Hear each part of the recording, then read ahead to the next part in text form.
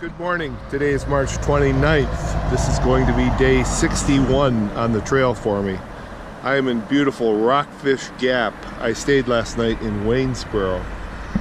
See old Rockfish Gap. If you haven't heard of it, now you know. It's at 1,900 feet. We're going to stay largely at 1,900 feet, go up just a little bit for about 5 or 6 miles.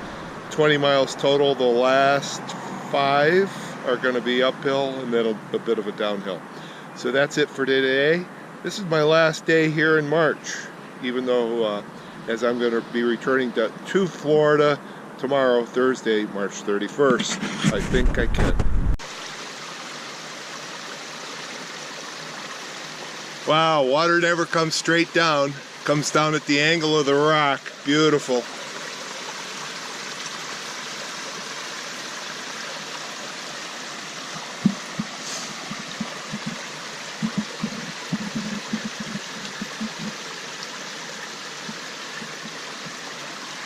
Not quite Crabtree Falls, but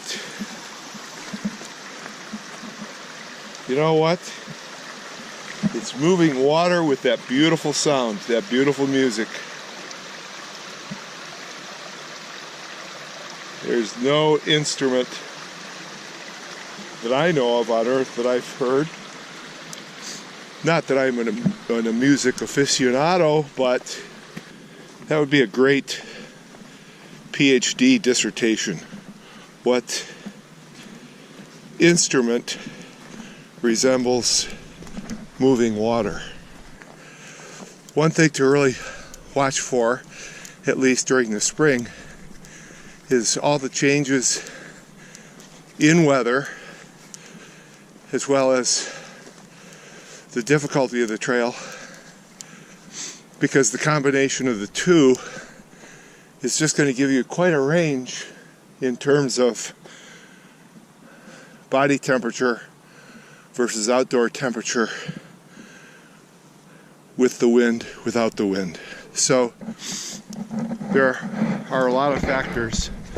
Sometimes we overheat simply because we have too many clothes on. So may have been in an area where 2 or 3 layers of clothes were needed, and then all of a sudden it became easier, or we went downhill to a different elevation, and maybe I didn't get down to 1 or 2 layers as quickly as I needed to. So in some cases I just overheated, and then after overheating, getting back into a colder situation just causes the body to have to, I believe, make too many adjustments.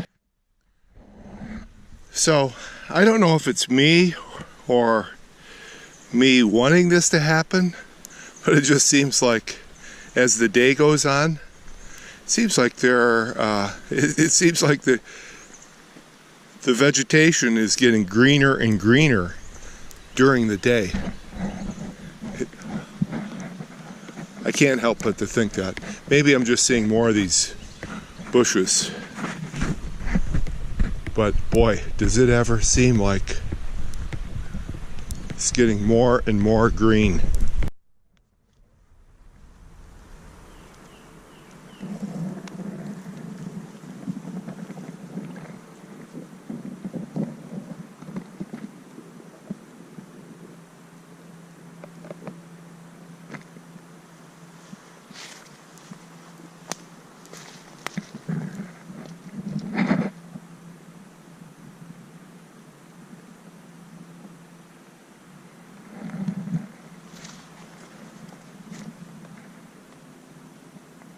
Well past the halfway point, here's one of these little bear holes. Now the trail doesn't go through there. Call it a bear cave. You can see some rocks lodged up between making the ceiling of a passageway there. Let's see what's on the other side. See if it goes all the way through, as I think it will. Just barely. So, let's see.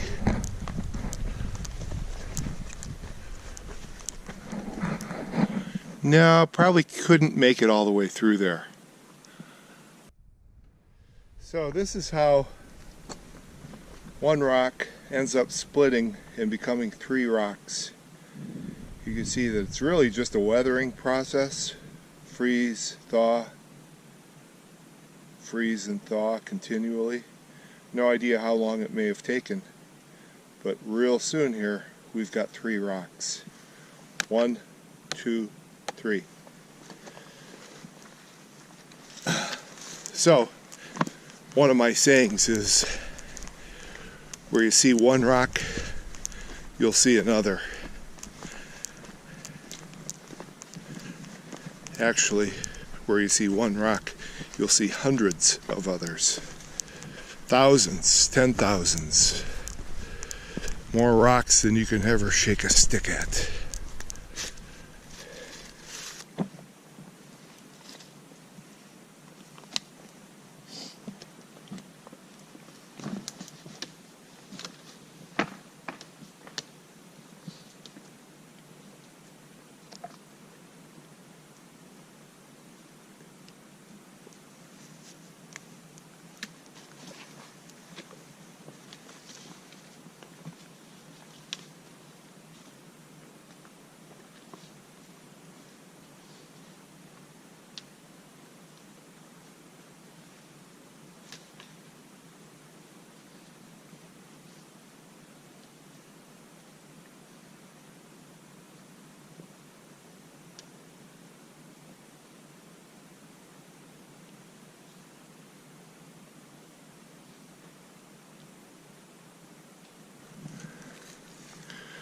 Well, this is interesting. I'm looking across, I'm pretty much right on the Blue Ridge Parkway, and I look across out to the west, and it looks like some rock mining, some quarry of some sort, or some rock scraping off the mountain on the other side. You just don't see that. Obviously, some type of mining going on, either mining or just some scraping. Looks like a limestone, but I've never seen that before.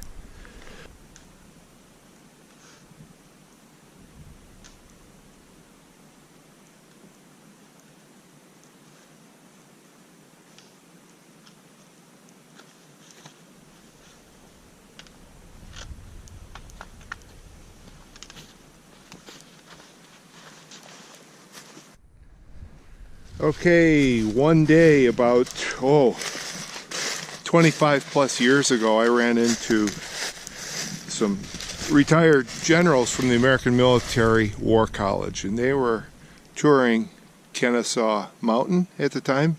That's just northwest of Atlanta, and they educated me a bit on fortresses and corners of fortresses. And I think what we have here, in fact I'm pretty sure of it, would be an old breastworks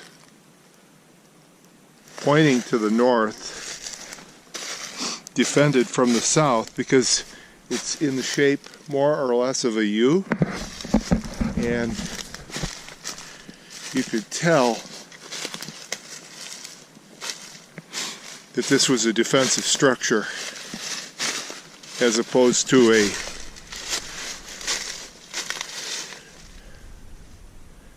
fence, really due to the width. It's pretty thick stuff, and it's curved at each end. So those stoneworks were obviously a defensive position.